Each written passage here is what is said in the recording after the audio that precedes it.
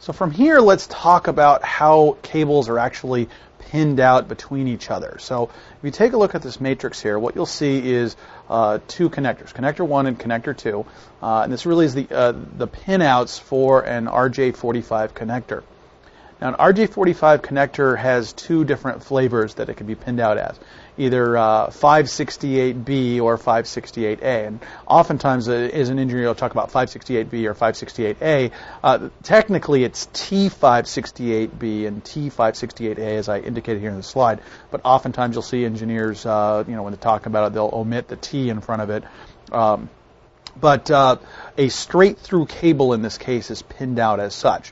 Now, let's start at the middle, because the middle is actually the interesting part, the blue and white blue portion.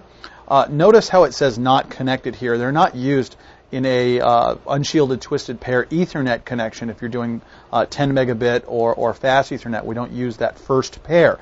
Now, you'd think the first pair would be pin 1 and pin 2, but if you again, remember, this was backwards engineered from telephone days. In the telephone days, you only had 4 wires there in RJ11. With the 4 wires being used in RJ11, pin 1 or line 1 was the middle pair, the blue pair, and then line 2 was the pair outside of that, or the green pair. So keeping the same thing in place here, pair 1 is the blue-white blue pair, which isn't used, and that's running in the center on pins 4 and 5. The receive pair is pins 3 and 6, and that's pair 2. Pair 3 is pins 1 and 2, and that's the transmit pair for Ethernet. And then pins 8 and 7 are not used. That's the white-brown-brown pair. So typically, an Ethernet cable, you buy an Ethernet patch cable or you're pinning one out yourself, typically you'll see both sides marked this way as 568B on both sides to make a straight-through cable. Again, you got to make sure all your colors match. They don't have to. I mean, you could, do completely different colors. The problem is that if the cable is very long, if you're not following the pairs, because each pair is twisted together inside the cable, and they're twisted slightly differently from each other to avoid electromagnetic interference. If you have a long enough cable, you're going to end up with problems, and the data throughput won't be right. You'll end up losing information. On a short cable, a short patch cable, you really could pin it any way you want to, and you're probably not going to run into a problem. But any engineer looking at it later and looking at the cable is going to kind of screw their eyes up and go, who made this cable? So generally recommended. It's generally recommended to follow this this structure. Now you could pin a straight through cable and do 568A on both sides.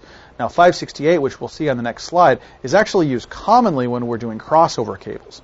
So when you do a crossover cable, what you do is you pin it out for 568A on one side and 568B on the other. Notice that connector 1 is the typical 568B, and then connector 2 is 568A. But if you break this out, notice that the pinouts in the center, the connector types look the same as center.